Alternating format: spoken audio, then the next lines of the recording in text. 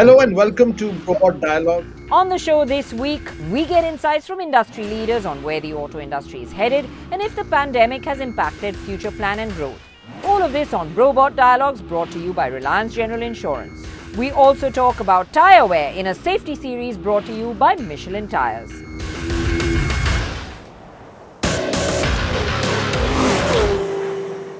Hello and welcome to Brobot Dialogues, our series of panel discussions with the best minds in the auto industry.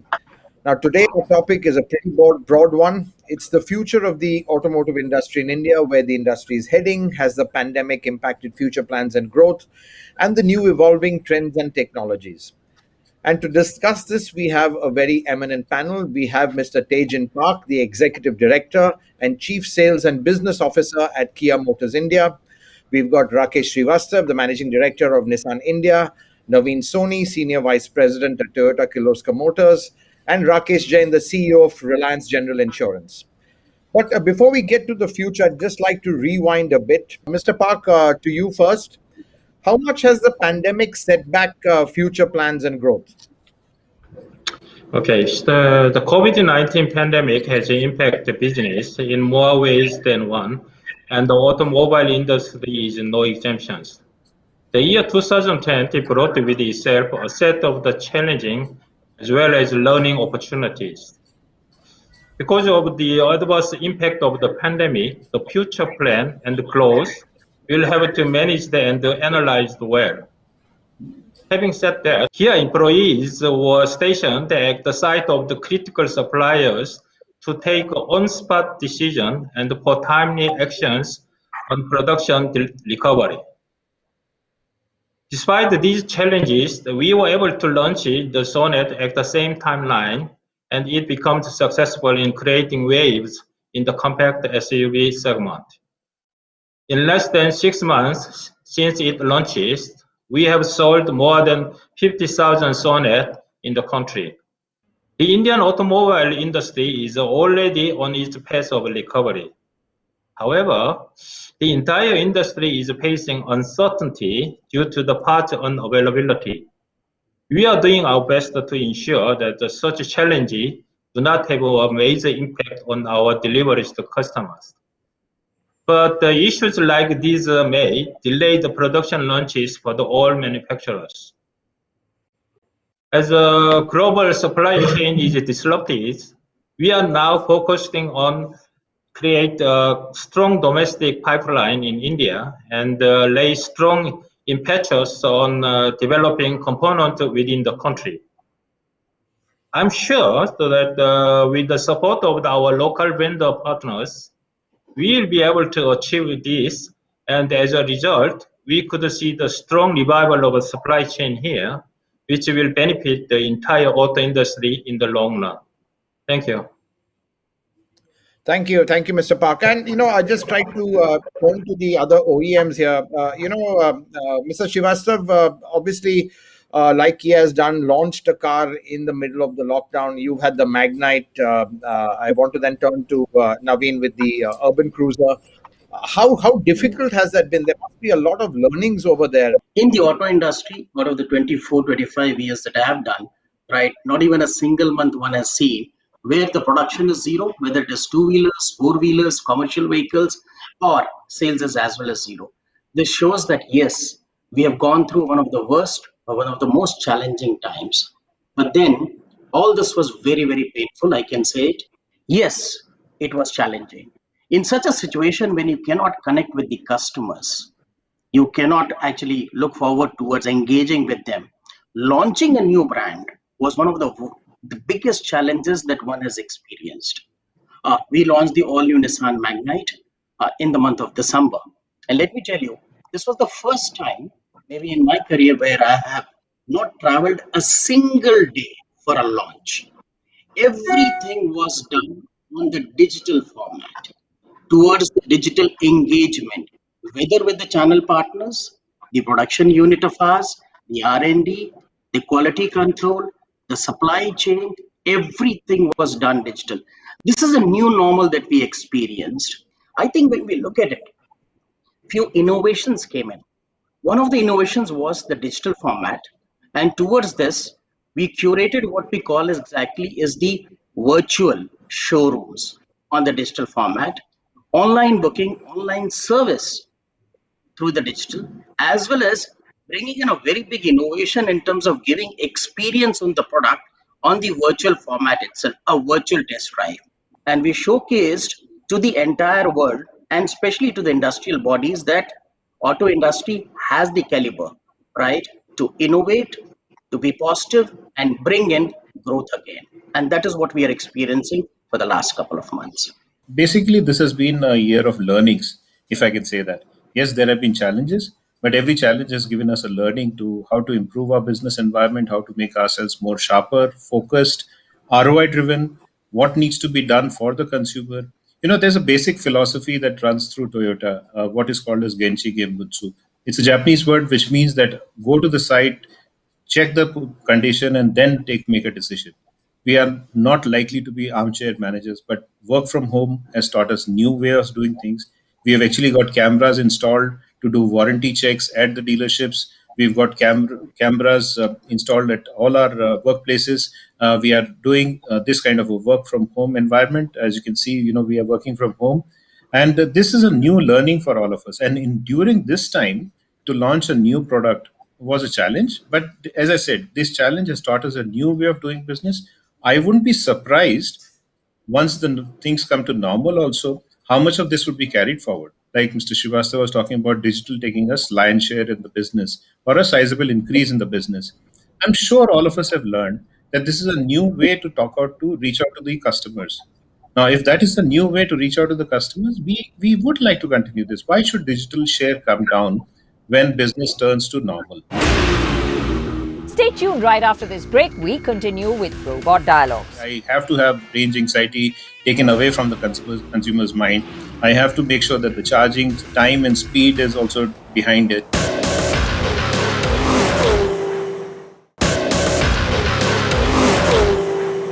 Mr. Jain, actually, I want to jump straight to the future with you, and just to get your sense. How do you see the industry shaping up now in the next 5 to 10 years? 5 to 10 years is pretty long time. As of Yeah. now, we have been stuck with COVID. But the good part about the insurance industry is it really caters to the consumer in the time he is in need or when there is a crisis in his life, which is generally a claims. While all said and done, we are happy selling our insurance along with the new car which goes by. But eventually, people measure us the way we handle claims.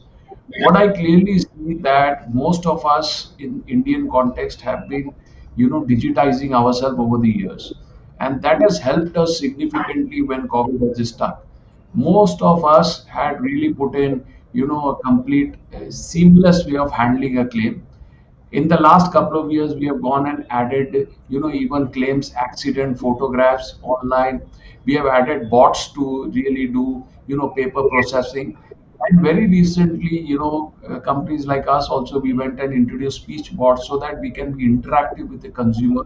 Even though, we cannot meet a customer, we can really create privileges for the customer to really address a crisis or a contingency in the true sense. As insurers, I feel that as we move on, we'll be, adapting to maybe the electric vehicles. We will be adapting to shared mobility. I think we'll be adapting to a hassle-free, seamless, real-time environment, and something which, in any case, the consumer is now using across the board, not just not for groceries, be it for, finance, investment, and everything. The big shift, other big shift which I see is we are moving from a product mindset now to a warranty mindset because we are getting into electric cars. I don't know whether I should be more concerned about the engines of the cars now or the softwares which people would put. I would be enlightened with my co-panelists if they can tell me where to focus on. So we might have more IT software engineers as against mechanical engineers going on. But let me assure you that we are working whole hog in terms of looking this as a way forward. On the EV side, Naveen, obviously it's been talked about a lot, but Do you think that with the pandemic, given the way fuel prices are going, the acceleration of EVs will happen, or do you still feel that there are a lot of logistical challenges? And I know for you, hybrids is actually a very logical bridge towards this transition. Yeah, you said it. Actually, what we like to believe is more on electrified technologies. So that includes electric technologies also. So not to take anything away from the future. Future is going to be electric cars. Nobody has any doubt on their minds. But the type of usage of the vehicle that each individual, you and I, may have, there will be a kind of technology placed in front of him, and he will have choices that he would like to believe. Prime Minister yesterday talked about hydrogen-based technologies, so that is also a reality. Electrics also a reality. When we are talking about plug-in hybrids, also a reality, and smart strong hybrids also a reality. Now, all of these are basically having similar components to produce such vehicles. So I think that the truth behind is if we can make in India the core components, which will make not only the vehicle more competitive, price competitive, but also make the self-reliance bit that the government is trying to push so hard through Make in India campaign. Obviously, fuel efficiency is becoming paramount, and it's going to be changing by the day, by the year. Cafe 2 is around the corner. So if that happens, then obviously all manufacturers would take positions in terms of what technology, what kind of products, what kind of customers. And I think what we see as Toyota is, as I said, a technology agnostic future, but definitely an electrified future, and moving into slowly into BEVs.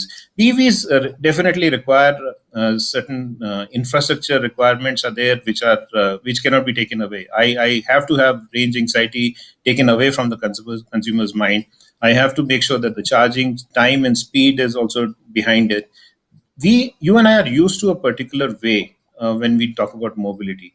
Are we willing to compromise and adapt to accept a particular technology, or are we slowly going to move into that direction? From an OEM's point of view, from the huge infrastructure that has been created in terms of the after sales supply and vendors is concerned, they are world class vendors in India, and they are producing the best of the best technologies and supplying it globally also. So from that point of view also, this transition would be slow towards first going towards hybrids, and then transiting into plug-in hybrids or electrics or hydrogen, as we have been discussing. The pandemic has set us back by almost 10 years in terms of the volumes and the size that we've had. This has gone back 10 years. When this kind of a challenge comes in, definitely it will put a lot of stress on the resources, especially on the new product introductions, bringing in new technology. Also, there could be also challenges in terms of the cafe 2 norms which are supposed to come in, the investment that are supposed to go in. These are certain challenges which the industry will have to fathom with. And I believe these are bigger challenges, largely coming in from regulatory requirements in terms of emission or in terms of safety.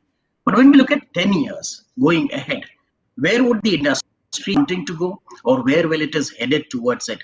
In terms of technology, definitely EV is the future. While the EV revolution is going to be initiated and is moving over, I believe alternative technologies like the hybrid and the biofuel would also be playing a very, very significant role. And I think it should be left to the industry to manage the emissions, right, given a particular certain regulatory formats in which we have to manage the milestones around. I do see with the fossil fuels that the petrol fossil fuel, right, the sales of this particular fuel type would increase largely at the cost of the diesel. In terms of the autonomous vehicles, when we look at it, yes, the ease of drive, the ease of convenience, all. I think we will move ahead from the level 1 that we are in to maybe level 3 or so in the near 10 years future round. Will not be totally autonomous as such, right, where we talk about level 5, but definitely we would be taking an upward movement, and that is already happening in the marketplace. Towards the retail format, definitely I see certain challenges happening and a shift happening. Multi-brand could be the order of the day. So what I believe, asset-light showrooms would start coming in, asset-light workshops would start coming in. Digital will play a very, very strong role, and there would be basically fewer dealerships but with hub and spoke model. I would like to ask, Mr. Park, who's actually a new entrant into India. Mr. Park, Kia is a very, very new company, just about 2 years old, and wanted to get your sense of what areas of interest do you see in this market for new entrants, and how do they see the Indian market? I mean, how is Kia looking at the Indian market as a new entrant? Okay, yes, India is definitely an extremely dynamic market and presents a great platform for the new entrants. For the car manufacturers, it provides an opportunity to explore a newer and exciting segment as the customer here is very demanding and seeks value. Our research says that the most of the demand in India is powered by SUVs, and this segment is here to stay. We have also observed that the Indian customer is always excited about the latest technology, connected features, and hence we have always focused on making our offerings feature rich.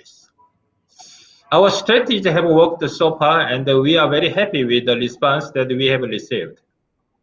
The Indian market has a lot of the potential, and now with the announcement made by the government about the introductions of the scrappage policy and the initiatives like the performance-linked incentive scheme, India is on the verge of becoming global hub of the manufacturing and can soon emerge as an epicenter of the growth for the automobile industry. Thank you. Mr. Jain, if you can give us some thoughts. I think it's a very pertinent question. Almost at one end, we all know changes are taking place. At the other end, I don't know. I agree that the pace of change is not what everybody is geared up for. Regulations is one part of it, but I must also say there are large handicaps with which we are starting. For example, 50% of the vehicles in this country are not even insured. It's easy on one side to say people will buy cars and insurances, but if the vehicles are not insured, then obviously they are outside the fold of most of the organized setups and networks or OEMs or service environments. I think transitioning those people on the same lines is also a bit of an assumption. The second thing is, many of the things in our country we do not share as openly. For example, as insurers, we would like to really, build a seamless integration with most of the OEMs. When a claim comes or something comes, we should have the parts, the time to repair the parts, everything in a digital integrated fashion. Today we are still in a bit like hands on hands off situation. Information does come in electronic form, but it's not a seamless system. So it's not like the things are on the go. It is still to be digitized to the fullest extent. Third, I think most of us deal with a lot of new things emerging, technology changes. Most of this, as insurance companies, we have a reactive approach because the heads up to the technology and all generally only emerges when the vehicle is launched. It is not something which is generally planned with the service providers or people like us ahead of the curve. So, to a certain extent, the consumers will always, feel that the insurance company may or not fully understand if the pace of change is very rapid.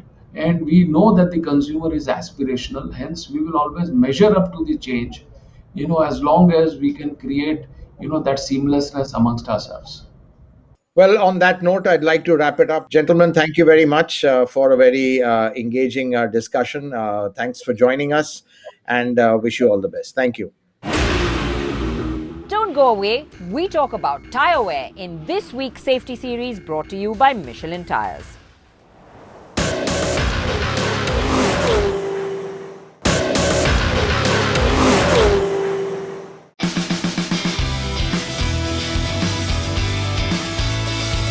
Your safety, our priority. Committed to safer mobility for a better way forward. Brought to you by Michelin Tyres.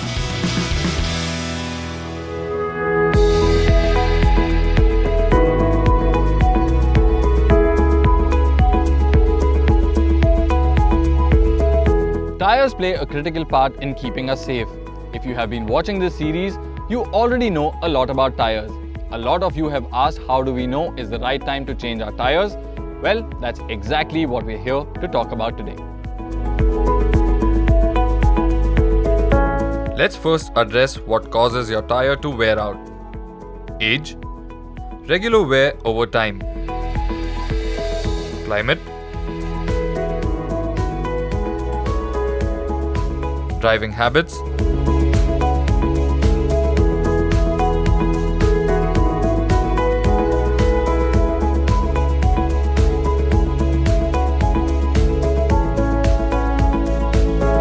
improper usage,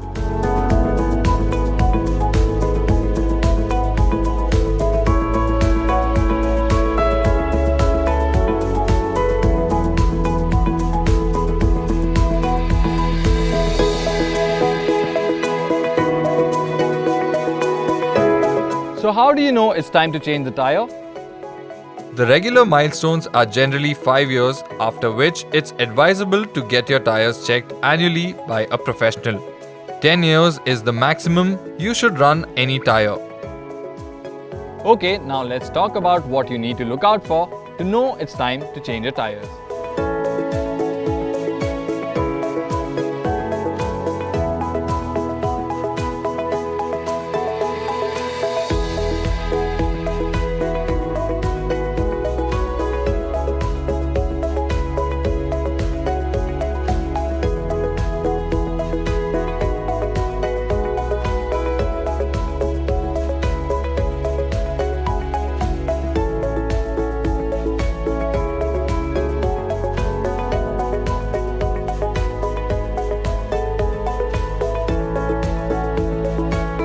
If you notice any of these things, visit a professional immediately.